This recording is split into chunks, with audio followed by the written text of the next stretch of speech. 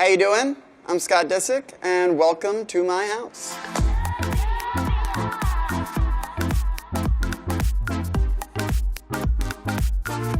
As you can see, the house is somewhat of a farm-like house with an East Coast traditional swirl.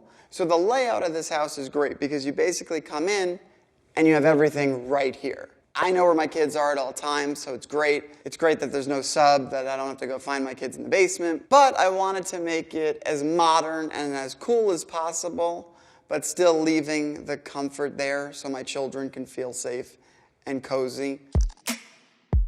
So this used to be a billiards room. I had a pool table, a little bar, and this and that. I realized I didn't really play pool. My kids didn't play pool. It seemed cool at the time, but it was a lot of wasted space. So now it's basically a formal living room with some Royer pieces and some Prouvé table, Prouvé side tables. And it's just a cool room, but it doesn't get used a ton. And then if you come over here, you'll notice I have my formal dining room. Kind of nice that it knocks out the formal spots in the front because you don't really use them as much. But I take meetings here sometimes if I don't want to go to the office. I don't think I've ever had a piece of food there, though. Right here is a unique thing to put a wine cellar under a staircase. I know now a lot of people are doing it, but there's wasted space, so you could turn it into something that works. Holds 500 bottles of your finest wine. There's lighting. So obviously this is my movie theater, but the great part is that it's close to everything. It's also nice that if you notice, I made drapes that kind of match the walls. So it felt like a true, authentic movie theater, but if I ever wanted to transform the room into anything else, or even if in the summer I wanted to just open the curtains and jump right into the pool, you can. The great part is I also have a little powder room here, so it has its own bathroom. For me, just to have a huge U-shaped couch instead of theater seating is a much better vibe because I think you're actually going to use it. You can lay down, you can relax, you can do whatever you want. You could sleep down here if you wanted to. It's great for all the kids to cuddle up, watch a movie. I think the last movie I watched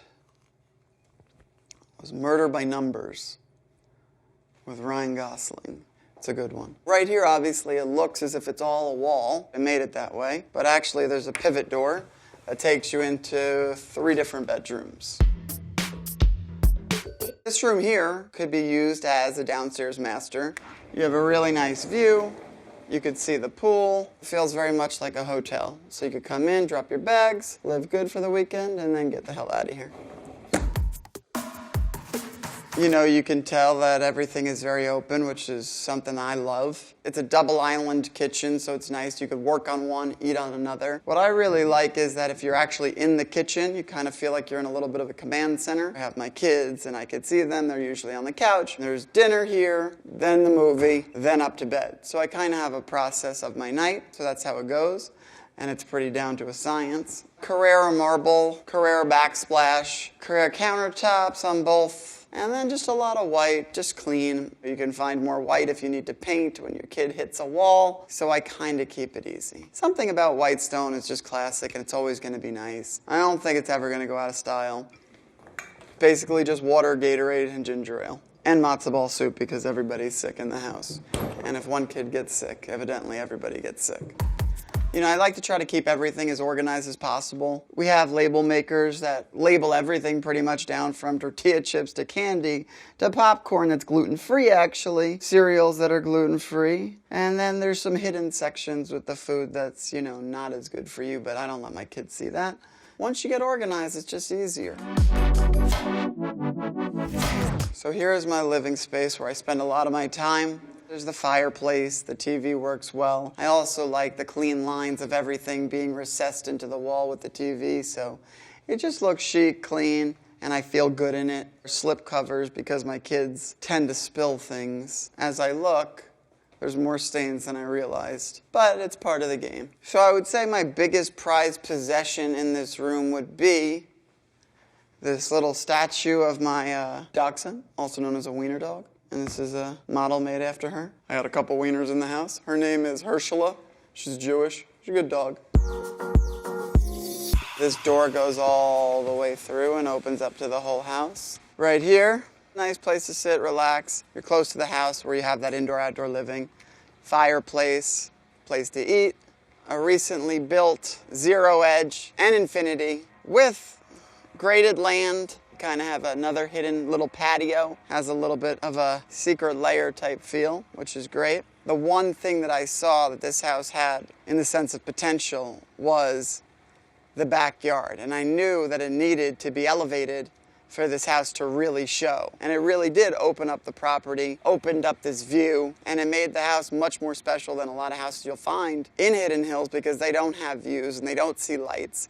So for me, it's pretty special. It gives me kind of a taste of every world, and I like it, and all my kids like it. So it's been a big hit.